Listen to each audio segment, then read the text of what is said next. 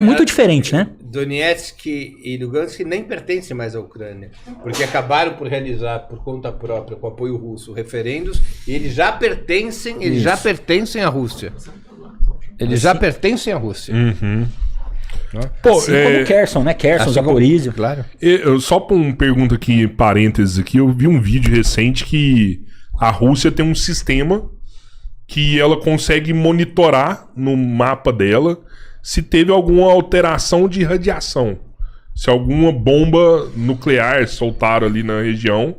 E se isso acontecer, ativa um sistema que começa a disparar a bomba no mundo inteiro. Existe isso mesmo? Você deve estar falando do caso do MAD, né? Da Mutual Asseguration Destruction, né? É real, destruição mútua assegurada. Isso é verdade, né? Isso é estabelecido na época da Guerra Fria.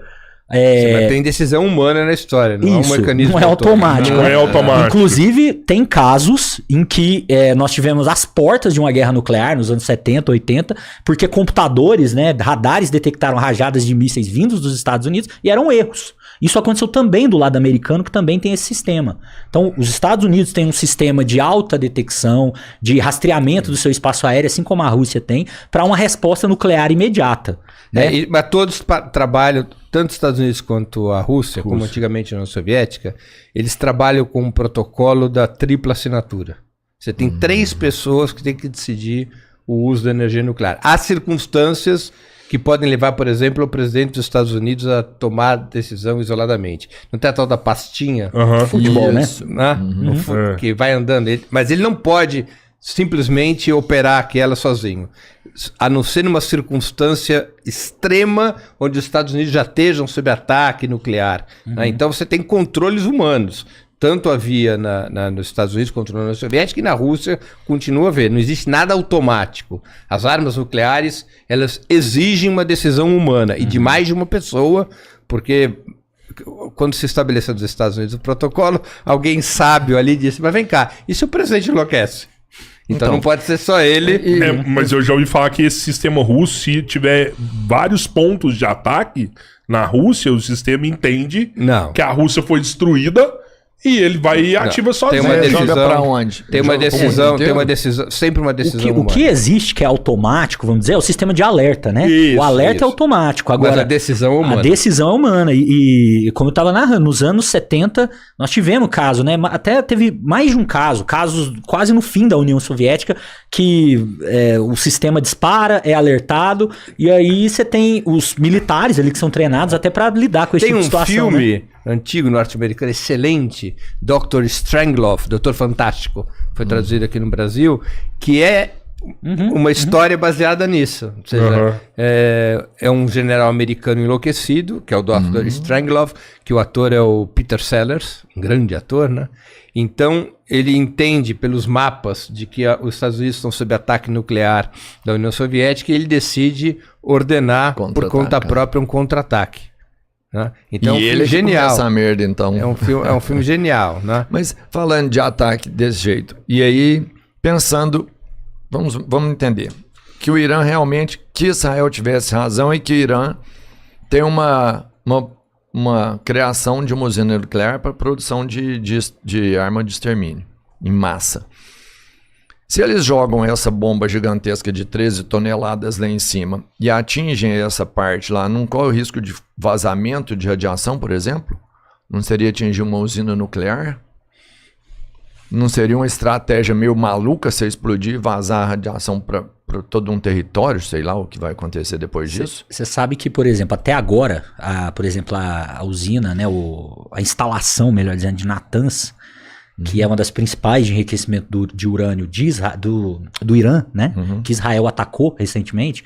Atacou Tabriz também, que é um outro lugar que você tem usina, tem instalação de enriquecimento, né?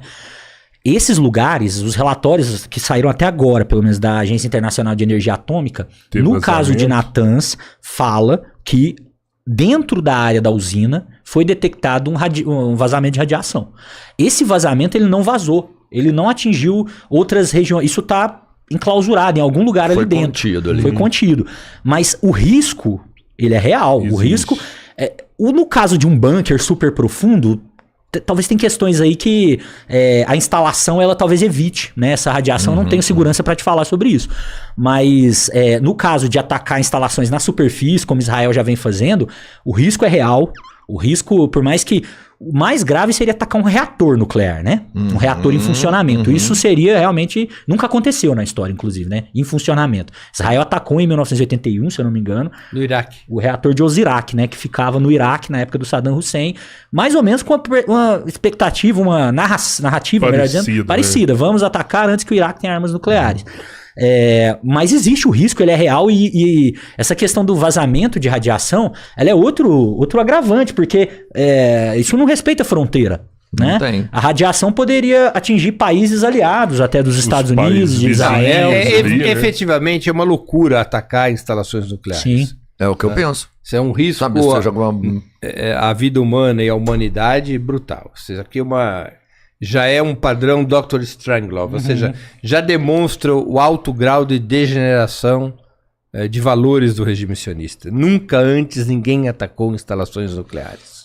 A ONU condenou, né? A ONU condenou as ações... Sim, abertamente condenou os ataques às instalações iranianas. O único estado a atacar instalações nucleares é Israel.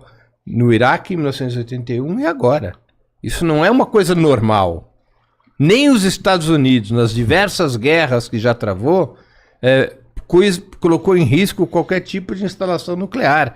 Nem a Rússia ou a Ucrânia, nesse conflito que já dura 3 anos, mais de 3 anos, nenhuma dessas, de maneira proposital e planificada, atacou instalações nucleares uma da outra. Embora tenha havido situações de perigo, nunca foi planificado a destruição de instalações nucleares exatamente pelo perigo que representa esse tipo de ataque. Então é algo extremamente preocupante. Extremamente preocupante. O Rubão, ele vem muito aqui no Três Irmãos, no último episódio que a gente fez com ele falou da desproporcionalidade que Israel usa com o Irã e usa na faixa de Gaza. Você vê essa desproporcionalidade também? Por exemplo, ele falou, lá no Irã os caras colocam um carro-bomba pra explodir ali e matar tal pessoa. E na faixa de Gaza é míssil atrás de míssil, derrubando todo mundo ali. Eles são muito mais cruéis na faixa de Gaza. Não, eu não vejo dessa maneira. Israel está usando uma força militar brutal contra o Irã. Brutal. É a mesma. Não, superior, inclusive, porque nós estamos falando de um território muito maior, nós estamos falando de um país que possui capacidade de defesa, o que o povo palestino em Gaza não possui, nós estamos falando da tentativa de destruir certos tipos de instalação que são extremamente protegidas e, portanto, a intensidade dos bombardeios tem que ser muito maior. Não vejo isso. Israel está usando contra o Irã sua máxima força. Na estratégia do Irã, em algum momento isso irá se esgotar. Israel não conseguirá manter esse mesmo padrão de ataques. Toda a estratégia do Irã se baseia na ideia de que Israel irá se exaurir. O exemplo que eu gosto de usar, se é que vai dar certo a estratégia do Irã, é a Rumble in the Jungle, né? A luta do Cassius Clay, do Muhammad Ali, do Cassius Clay, contra o George Foreman em 74 no Zaire, né? Era uma luta dificílima para o Cassius Clay. O Cassius Clay era 10 anos mais velho que o George Foreman.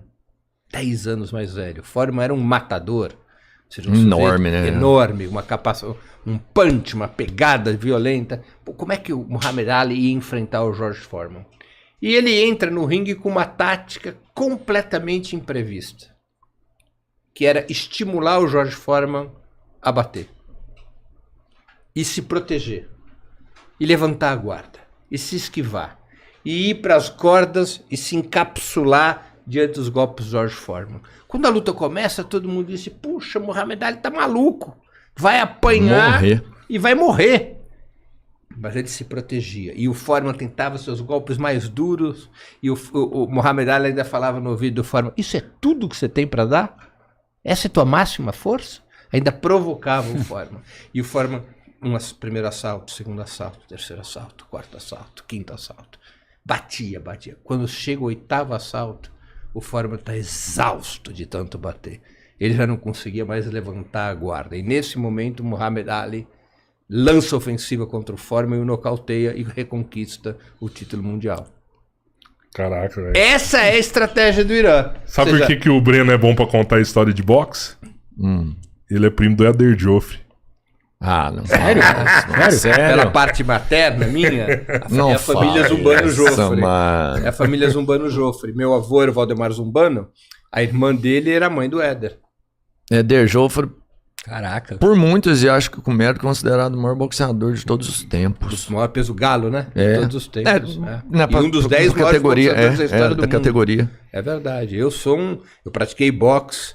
Você é boxeador também? Na adolescência, sim. Pô, você podia treinar o Robertinho, pra lutar um boxe pra com o Jones. Minha juventude. O Jones, é? Uma porrada, velho. De família de pugilista. Tá Minha forte, vida de criança e de adolescente era no meio do boxe.